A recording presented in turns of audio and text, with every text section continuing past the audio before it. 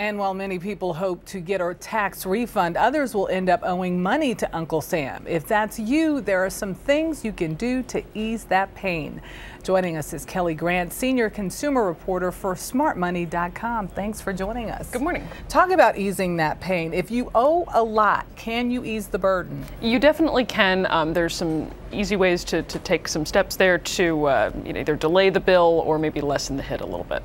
What are we talking about? Well, one of the first things you can think about is if you were consecutively unemployed for at least 30 days, then the IRS has some new relief options in place this year. Basically, you can file an extension. Normally, if you file an extension, you still owe the money come April 17th here. But if you were unemployed, you can file this extra form. Basically, you have until October 15th to really file your taxes, and you don't owe anything until that point. So, good opportunity to look there. Can you still take advantage of tax shelters at this point? You can actually, up until end of April 17th, you can make a contribution to an IRA, and that's going to help you with some deductions there. Most people, if you're under age 50, you can contribute up to $5,000, and with a deduction, that's like saving an extra, $1,200 in terms of taxes. Of course, if you made more than $56,000 last year, that starts to phase out. So you do still need to check and see if you're eligible. And we're talking about here too, payment plans. A lot of people want to know what's the best way to deal with their taxes. Pay it all up front at first,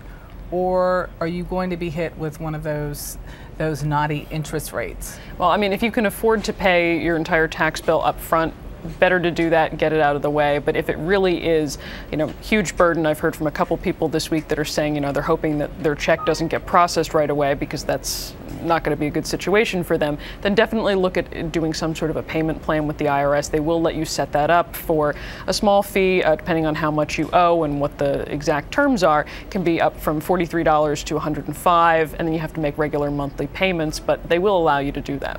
And pay it off fast. You definitely want to try to pay off all of those payment plans as quickly as you can. The IRS will actually waive all of those setup fees if you manage to pay off your bill in full within 120 days. So good incentive to set it up and knock it down. Can you pay with credit? You can. Not really recommended because obviously that's something that can add to your debts rather than pay them off if you're not careful.